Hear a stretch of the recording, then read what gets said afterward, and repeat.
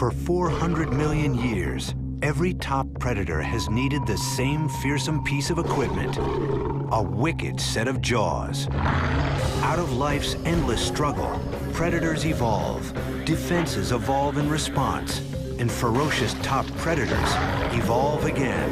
It's a vicious story of kill and be killed, of escape and capture, the story of Jaws.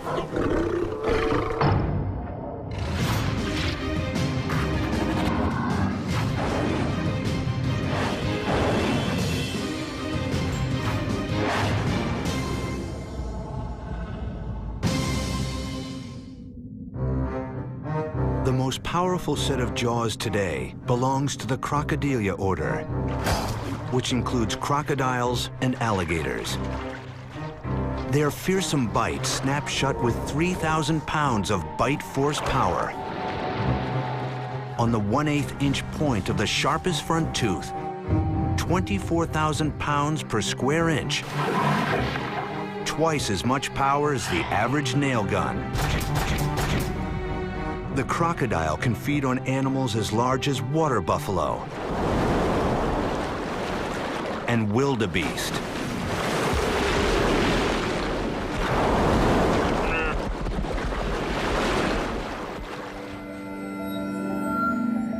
For millions of years, crocodiles and every creature with a powerful jaw has held a huge advantage in the struggle for survival. The presence of a jaw changes the playing field altogether. What it means is that you're not limited to feeding on things that already fit in your mouth. Such a great asset that the vertebrates with jaws outcompeted everything else. In the history of the vertebrates, there's probably nothing quite as important as the evolution of a jaw.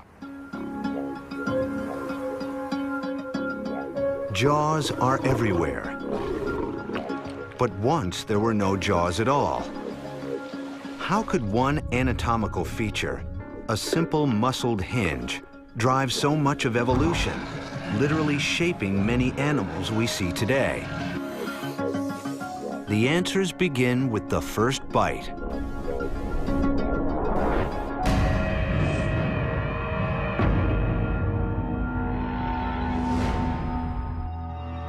In 1979, these fossils were identified as evidence of the world's first known Jaws attack. This is the first bite mark produced by a jaw, absolutely. It's a lot harder to identify who did the biting. The victims were tiny creatures from 530 million years ago, just a few inches long, called trilobites. Something had taken a bite out of their side. Or had they? Where were the biters? The hunt was on. At stake was proof of one of the main pillars of evolution. The widely accepted theory that predation, animal attacks on others for food, is the most powerful force in evolution, because it means that prey animals that don't develop defenses die out. Those that do, live. Predation has driven a variety of traits from social behavior to the evolution of armor.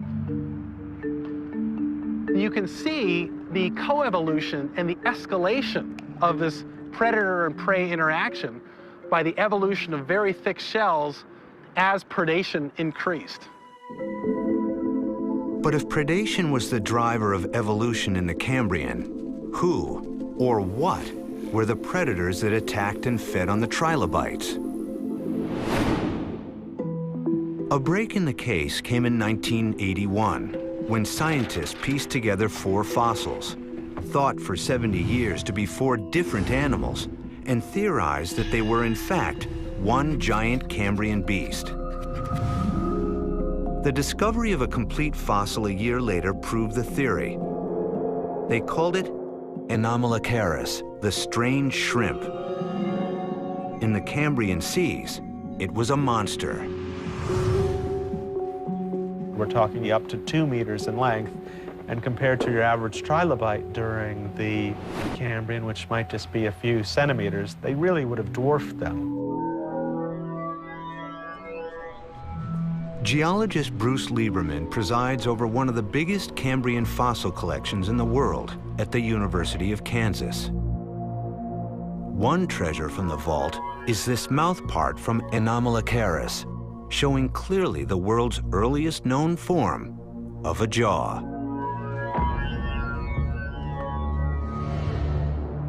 It's almost like one of those pineapple slices that you'd get in a can. It's sort of a circle, and inside there's a smaller circle where the hole for the mouth is.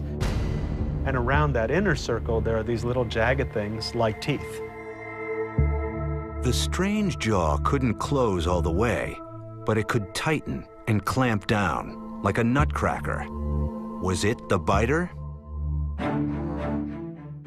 Lauren Babcock's team at The Ohio State University went looking for a match and found it. We discovered that the sizes and the shapes of the bite marks matched exactly the size and the shape of the mouth parts of Anomalocaridids.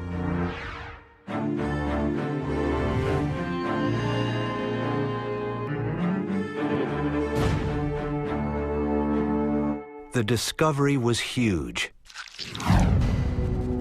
It provided solid, direct evidence that the Cambrian time period was a time of kill and be killed, of evolve or die. So it's clear sort of smoking gun of a predator-prey interaction, and that's rare in the fossil record. And it's very important that it's from the Cambrian explosion. In response to Anomalocaris jaws, trilobites would evolve new defenses over time, possibly even including chemical weapons. We see, for example, the rise of greater spines or thickened spines, and maybe spines that held poison glands. And this is really the first clear and convincing evidence that predation was a driving force in evolution, even from the very beginning of the Paleozoic era. Anomalocaris had everything going for it. But after 10 million years on top, the beast disappears from the fossil record for reasons no one yet understands. While the horseshoe crab is a distant relative, the first killer jaw would have no descendants.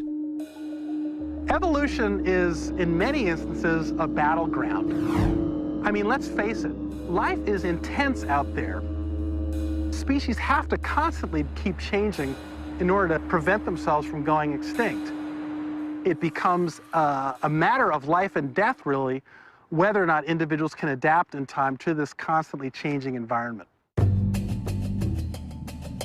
Jaws would evolve again in a huge way. In a completely new line of animals, fish. It is 430 million years ago, and fish are the first animals to have a backbone, the first vertebrates. They are the ancestors of all vertebrates, including us, but they have no jaws, only openings too primitive to be called mouths. They feed by literally swimming into their food, or by stirring up mud, counting and finding suspended particles for sustenance. But in one group of fish after another, a change occurs. Primitive fish have bony arches that hold up their gills. The fossil record suggests that over time, natural selection favored fish whose arches were set forward until they were able to grasp the food trying to wriggle away. The bottom arch swiveled. The top arch provided stability. It was a structural change that enabled survival and, with much variation, has persisted to this day in thousands of species, including our own. An extinct group of fish called placoderms were the first to develop jaws. This predatory edge made one of them the T-Rex of the seas. The exact nature of the beast's jaws has been a mystery, until now. I'm standing next to Dunkleosteus terrelli. It got up to 20 feet long and probably weighed a ton or more, and it was highly predatory. Mark Westneat, zoologist at the Field Museum in Chicago, has been working to unravel the mysteries of Dunkleosteus. Why did its jaws grow so large? How did its strange toothless jaw operate? Dunkleosteus and other placoderms don't have teeth. They have a large bony lower jaw that has an enamel covering along the rim, and it is quite sharp at the tip. It's like a meat cleaver. Westneat believes the jaws grew so large and the blades so sharp to crush the hard outer shells of invertebrates that filled the oceans at this time. We think that it had a scissor-like action where the two plates would meet one another and slide past one another, much like a pair of scissors. Westneat devised an ingenious plan combining several methods to decode the biocomanics of Dunk's bite. First, he used forensic reconstruction techniques to model Dunk's jaw and neck muscles, took measurements and calculated their power. This led Westneat and his team to a startling discovery. Dunk had muscles pulling both sides of its jaw up and back. Essentially, a perfect example of the modern engineering structure, the 4-bar linkage, used to multiply force in everything from pruning shears to steam locomotive drivetrains. This two-muscle opening system rapidly opened the mouth hugely wide and slammed it shut just as fast.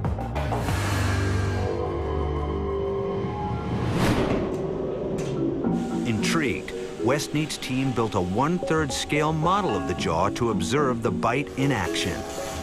We simulate the muscle properties, the speed and force of contraction of these muscles using properties from modern-day shark muscle. Many vertebrate muscles have very similar muscle properties, and so we think that's a reasonably accurate reconstruction of what was powering the Dunkleosteus skull. The final computer calculations stunned the team. Dunk's bite took just 70 milliseconds, creating an inrush of water and a bite force of 1,300 pounds. Dunk's bite fell like a guillotine, the most ferocious of any sea animal ever. The prey wouldn't stand a chance. But, like Anomalocaris before, Dunk went extinct, along with the scissor blade jaw. Its disappearance, another scientific mystery. Extinction is a very powerful creative force in evolution. Extinction will almost inevitably open up new niches that can then be colonized by other species. Dunk's niche as top predator would rapidly be filled by a creature that would succeed with a new kind of jaw, one that still hunts to this day: sharks. 350 million years ago, Dunkleosteus, the fish with the most powerful bite of all time, disappears from the fossil record. Soon, sharks would rise to take Dunk's niche as top predator.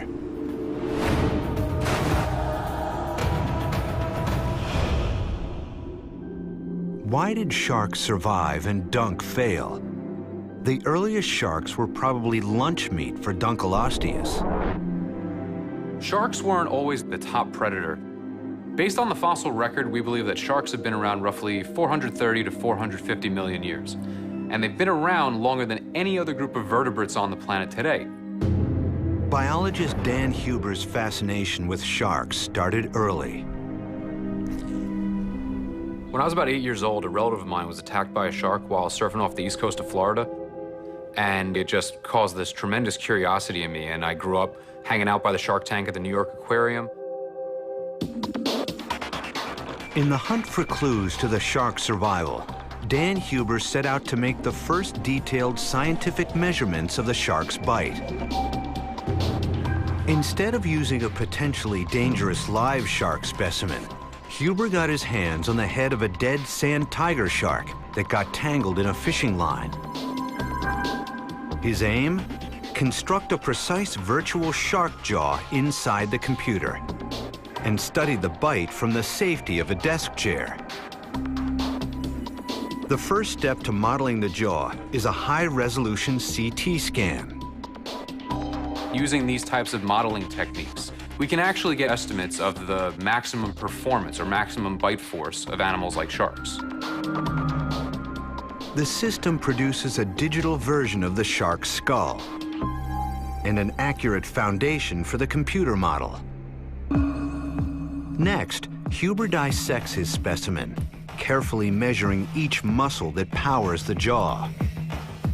The muscle data is then overlaid onto the CT scan's skeletal blueprint, and together, bone and muscle form a complete 3D virtual jaw.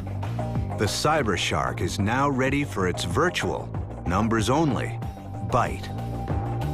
When the numbers are crunched, they reveal a surprising fact. One thing that might surprise some people is that pound for pound, if we compare them to historical predators like Dunkleosteus, for example, they really don't bite all that hard. The sharks Huber modeled only produced bite forces of 500 to 600 pounds, less than half the power of Dunk. So if sharks can't dominate with biting power, why have they been so successful? For biologist Cheryl Wilga at the University of Rhode Island, the answers begin with a body built for speed. Think of a shark swimming really fast, chasing its prey. It has this nice hydrodynamic torpedo-shaped profile, which allows them to very quickly maneuver in any direction. Sharks have no bones to restrict their flow. They are built almost entirely of the kind of flexible cartilage we have in our nose. And the shark's jaw placement, neatly tucked low and back, reduces drag. Wilga's after the first microsecond analysis of how the shark bite works. She's studying a small, relatively docile shark called the spiny dogfish. To capture the lightning-quick bite, Wilga sets up a special slow-motion video camera. And then the bait, a slice of herring.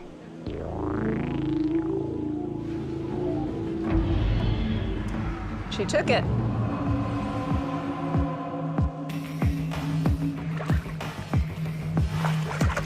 All right, head shaking. That's pretty good.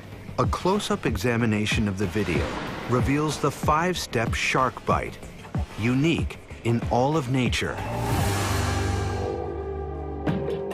Wilga replays the 5-part shark bite with a live and sedated dogfish. What you see when the shark is swimming is this nice smooth profile here. And when he comes up to food, he elevates the cranium, he depresses the lower jaw, and then protrudes both the upper and the lower jaw away from the cranium. And then when they're done feeding, everything goes back underneath the cranium, and there's a nice smooth profile again. And all this happens in 50 to 70 milliseconds. The scientists call it jaw protrusion. It gives the shark a small but important advantage. You can equate this to, say, a sprint race. If the shark can thrust out its jaws just that much further to grab the prey, he's the winner by far. Just that little bit makes a huge difference. Sharks were fast. Shark jaws could reach out. And sharks evolved teeth perfectly suited to their task. Back in the day, sharks had small, tiny, ice pick-like teeth, more for grasping than anything else. But as several different groups evolved, teeth became bigger, but more importantly, it's the shape of the teeth. If you have a big triangle-shaped tooth that's serrated like a steak knife, it's easy to jab a steak knife into the prey. Razor-sharp shark's teeth also have evolved the amazing ability to regenerate throughout the fish's lifetime. And in fact, the teeth are so sharp that you generally have to wear some kind of heavy-duty glove in order to get close to them. And you can kind of see, as we open up the jaws, there's the teeth that are up front. That's the row of teeth that they actually use to capture their food. But behind each of those functional teeth, there's 6, 7, even 8 teeth waiting to pop into place like a conveyor belt. So that as a shark captures its food and teeth can get ripped out, sharper teeth are ready to pop right into place so that they can keep on hunting without missing a beat. By any measure, one of the most successful life forms of all time, the shark has remained the top predator of the seas for over 300 million years. Its jaws unmatched. But successful evolution is about the right tools for the right environment. A new kind of jaw would evolve when one lineage of fish took a bold step and moved onto dry land. 300 million years after sharks became the top predator of the seas, T-Rex was the top predator on land. But the T-Rex jaw was not descended from sharks at all. How did it happen? How did T-Rex get its bite? And how could one line of fish like these, with backbones and skeletons, but no bite to speak of, survive on land?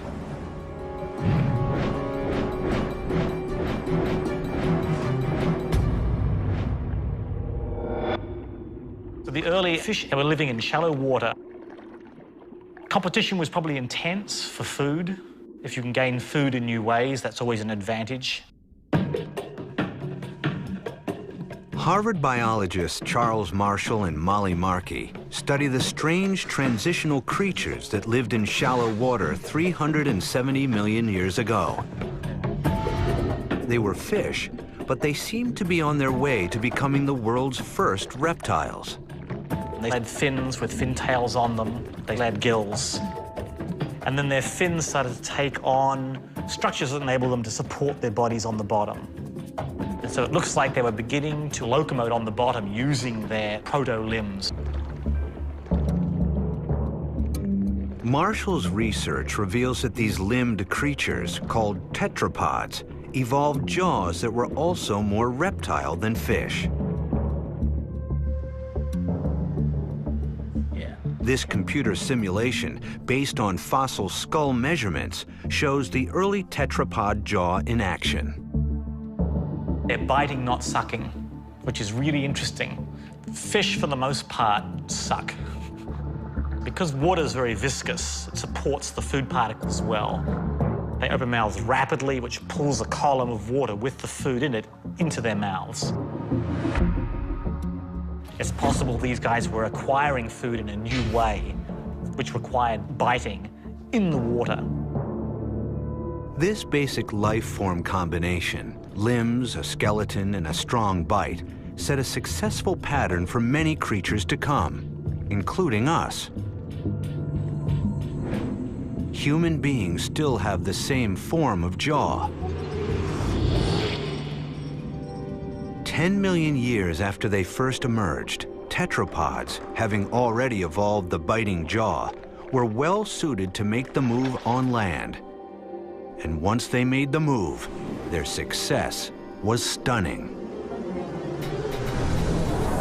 Fast forward 240 million years and thousands of species have inherited this new biting jaw.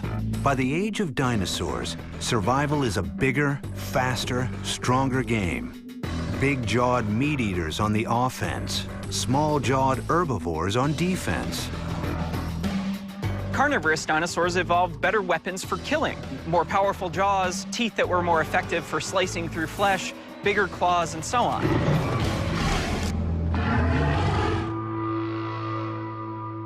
Herbivorous dinosaurs evolved defenses against carnivorous dinosaurs.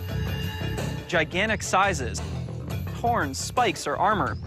In many ways, the age of dinosaurs can be thought of as an evolutionary arms race. T-Rex certainly looks like the most ferocious jawbiter of all time. A typical T-Rex jawbone is 6 feet long, stuffed with up to 50 long, curved teeth at any one time. Like sharks, if those teeth broke off, T-Rex just grew them back. But a rising scientific theory says that T-Rex was really a wimp, whose arms were too short, legs were too slow, and eyes were too weak to bring down moving animals. A few paleontologists have argued that Tyrannosaurus rex was a scavenger rather than a hunter. These scientists envision Tyrannosaurus rex not as the fierce hunter that we all grew up with, but rather wandering across the landscape, sniffing out dead carcasses, something like a 10,000-pound vulture.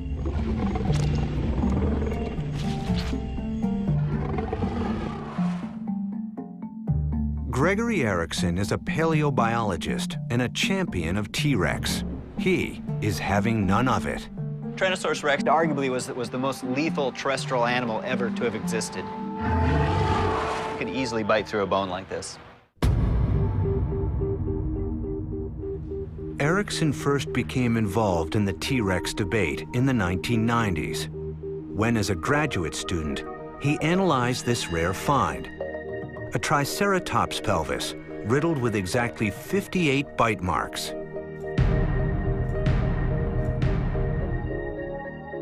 By matching casts of the indents to fossilized T-Rex teeth, he identified the biter as T-Rex. At first glance, the bite marks seemed to support the scavenger theory.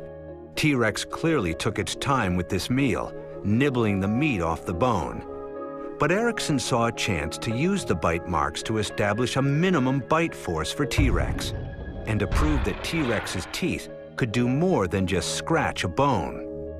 The teeth of Tyrannosaurus rex really stand out among dinosaur teeth. This animal had the largest teeth of any dinosaur.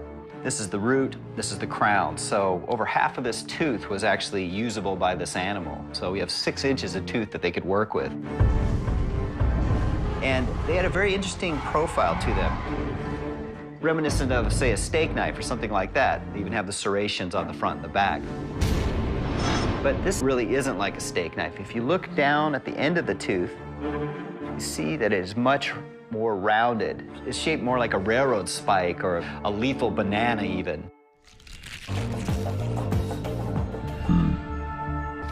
Erickson had the teeth. He had the bite marks. Now Erickson set out to recreate, for the first time anywhere, the actual bite of T-Rex. There were hurdles to overcome. How big would a tooth be that made the marks? Which tooth was it? And the trickiest question, how could he build a meaningful replica of a T-Rex tooth? Erickson took T-Rex's reptile status as a clue. All reptile teeth are made of the same materials. They have an outer enamel shell, which is a really hard material. And inside that, the bulk of the tooth is dentine, which is a type of bone, essentially. And together, those two tissues act as a rigid body. Our replica here had to be as stiff and as hard as actual Tyrannosaur teeth. For the purposes of our experiment, we used bronze and aluminum. Bronze is a common casting material, and with the addition of aluminum, it made it a harder structure. So we had the size covered here. We also had the material properties. Erickson fixed his T-Rex tooth to a hydraulic press. His plan? To measure precisely how much power it would take to make the half-inch divot seen in the Triceratops bone. A modern cow pelvis stands in for the prey.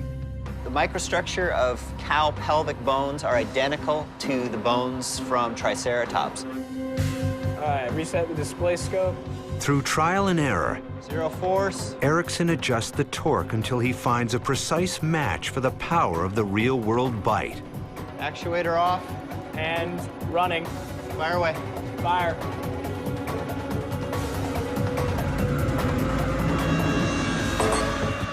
Jeez. Punched right through it, Paul. Oh. Man, you wouldn't want to get bitten by that. How much force, Paul? About 3,000 pounds. 3,000 pounds. Averaging many trials, Ericsson's final result was 3,400 pounds of bite force, matching today's crocodiles for the most powerful jaws ever on Earth. And that's just a start. Probably both sides of the dentition were engaged when this animal was biting too, so it's probably twice that much, which would put Tyrannosaurs as having bite forces at approximately twice that of a large alligator today. Doesn't mean the Tyrannosaur was biting at full force. I suspect that Tyrannosaurs could generate bite forces perhaps 3, 4, 5 times greater. Ericsson's work doesn't prove that T-Rex didn't occasionally scavenge, but it does show that this ferocious giant clearly had all the tools for the job of top predator.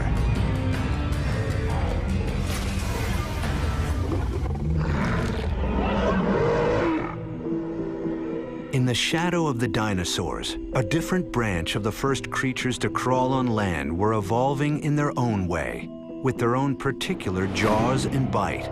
When T-Rex and other big dinosaurs became extinct 65 million years ago, the mammals' time had come, and their bite would be our bite.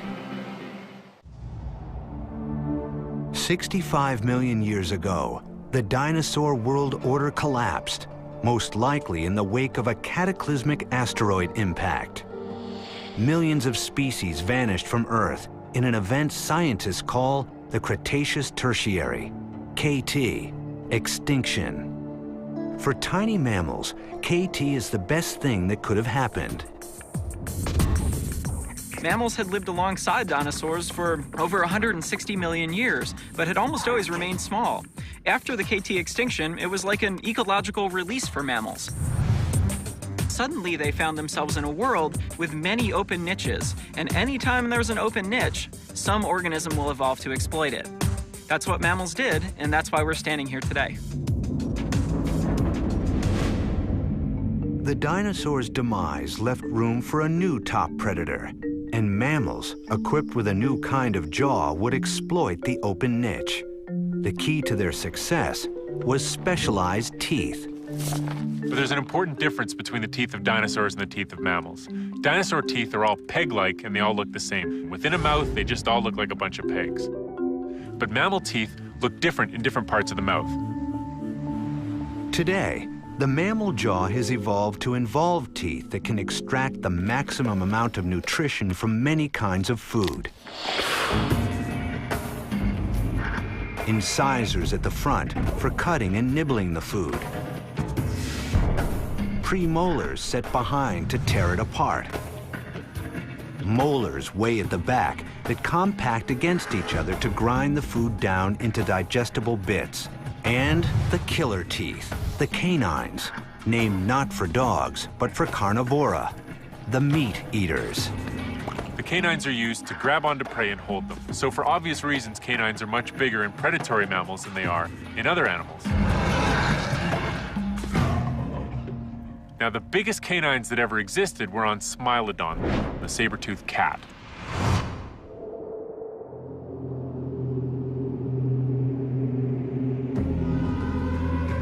Smilodon, the saber-toothed cat, ruled the Americas from 3 million to 12,000 years ago. In the later part of its reign, this top predator most likely preyed on a physically unmatched newcomer to the scene, human beings.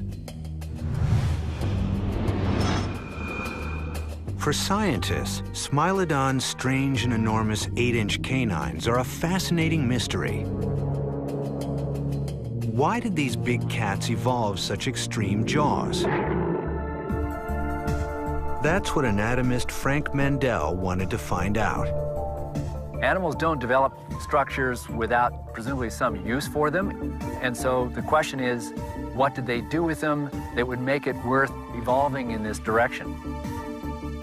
Mendel devised the first ever practical experiment designed to answer the question, how did Smilodon kill?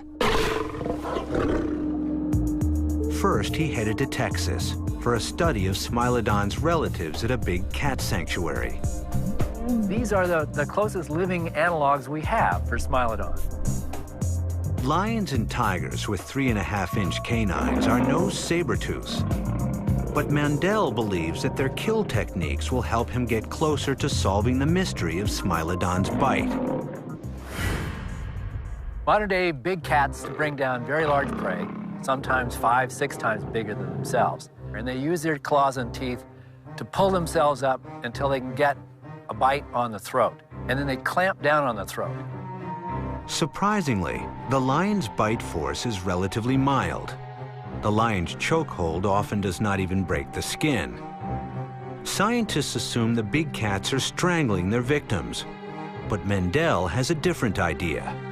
My concept is that they are squeezing on the arteries, which cause these animals to pass out in 3 to 5 seconds, applying a sleeper hold in effect.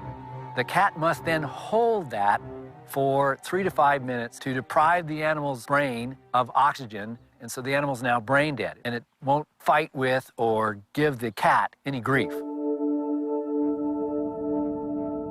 One problem for the lion is that the scent of the 5-minute kill alerts nearby scavengers to fresh food, courtesy of the lion. If you're there with a bunch of other predators, crocodiles, hyenas, other cats, then those animals will come, if they can, and take it. Smilodon's bite force is even less than the lion, so a 5-minute death grip is unlikely. And evidence in the fossil record suggests these big teeth could break off in a protracted battle with enormous Ice Age prey. So how did Smilodon dominate life in the Americas for nearly 3 million years? Mandel is about to find out, bringing Smilodon's killer jaws to life. Okay, we're gonna take this articulator. A tractor stands in for Smilodon's beefy body. Get this up on the tractor here. And helps position the big cat's jaw correctly. The jaws were made from a cast from a real specimen. As a stand-in for one of Smilodon's large herbivorous prey, Mendel uses the carcass of a cow already earmarked as food for the big cats at the research facility. All the animals used here died of natural causes or were in critical condition and humanely euthanized. First, Mendel tests one prominent theory, which suggests that Smilodon might have chased down and eviscerated its prey with a disemboweling wound to the abdomen. So the first thing we want to do is align these teeth. Here's where we want to be on this animal's belly, right about here. There's no rib here. This is abdominal wall, so this is clearly a vulnerable area. Down. Keep coming, keep coming. Smilodon could pivot its lower jaw down a very wide 110 degrees. But even then, the 8-inch canines would only have 3 inches of clearance. Would the clearance be enough to kill? If we can get a mouthful of skin, the canines don't actually make contact. They don't bury themselves in the belly wall at all. So this belly bite, for me at least, is a very unattractive hypothesis. It seems a bit of a stretch. If the belly bite is out, what were the canines for? Mendel's theory goes straight for the jugular. Pretty nasty wound here. Why did the Ice Age predator Smilodon, the saber-toothed cat, evolve his 8-inch canines? Anatomist Frank Mendel is about to test his theory that the huge daggers helped the big cat go for the throat, even though their big teeth could not survive a protracted struggle. We've taken the articulator off the tractor, put it on the ground, and we've now placed it in front of the animal's neck. So in this case, the gape easily span the neck, no problem here. I think we're in a good position now to drive these teeth. Go ahead, guys. We're applying some pressure here, and there it goes. Oh, and we certainly got penetration here with the canines. Pretty nasty wound here. Big holes. Holes are not enough. Mendel checks to see if his replica Smilodon jaw cut any vital arteries for a quick kill. I'm gonna make an incision between the bites, get through the skin. A lot of blood here. Oh yeah, there is a hole right behind the airway, right where the carotids live. It's a very quick, penetrating wound. This animal would have died within seconds. Mendel believes his work explains the long-standing mystery of why Smilodon evolved such huge canines. Unlike lions, who need up to 5 minutes to kill their prey, Smilodon's 8-inch stilettos allowed them to kill and eat almost instantly, preventing scavengers from stealing their meal. Saber-toothed cats, I think they drove these teeth through the animal's neck, and the serrations on these teeth cut one of those carotids. It would bleed out almost instantly and therefore kill it more quickly than the sleeper hold of modern-day big cats.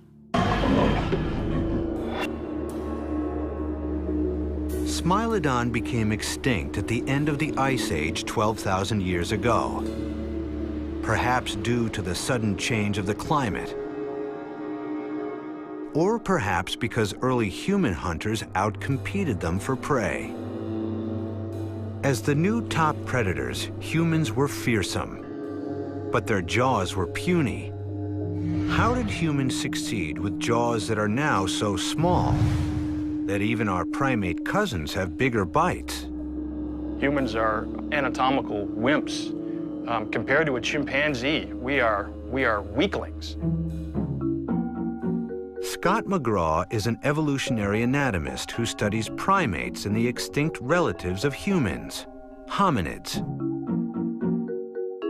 If you look at the great apes today, gorillas, chimpanzees, orangutans, and bonobos, they're chewing, in many cases, tough, fibrous vegetation or hard fruits, requiring large, powerful jaws and jaw muscles. And if you look at the size of their teeth, you can see that the molars of these animals are larger than modern humans. Sometime around 1.8 million years ago, our hominid ancestors, who had been standing on 2 legs for some 4 million years, lost most of their body hair, grew their brains, and walked right out of Africa to spread across the world. Today, Homo sapiens, us, dominate all life on Earth. We did it with intelligence, not brute strength, and built tools that lessen the need for powerful jaws. During human evolution, there was clearly a transition from physical strength and the strength in biting, for example, to using our brains. Essentially, we were able to outwit our predators, and so there was a transfer of weaponry from the physical individual to the tools that that individual used. Through 2 million years of tool making, our jaws have shrunk dramatically, as there was no need to sustain their enormous size. Our jaws are commonly no longer even big enough to house the wisdom teeth that grow in young adults. In the future, scientists theorize wisdom teeth may disappear altogether. Our teeth have shrunk. Our jaws have shrunk. Our chewing muscles have shrunk. That has to do with our relaxed diet. We can just shove something in the microwave. We don't need to have big, robust teeth and jaws and muscles to process our food. We don't even need teeth, just a straw.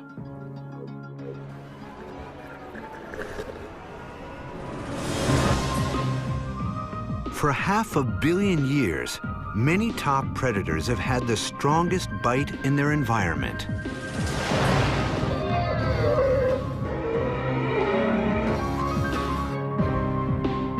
Today, it earns them a place in the zoo. But 400 million years of evolution proves that the only constant is change. The thing that's exciting about evolution is that at every generation, the rules are slightly different than they were for the generation before. So sometimes the strategy that you have in place now isn't necessarily going to work in the future. Perhaps we humans should not get too comfortable with our place on top.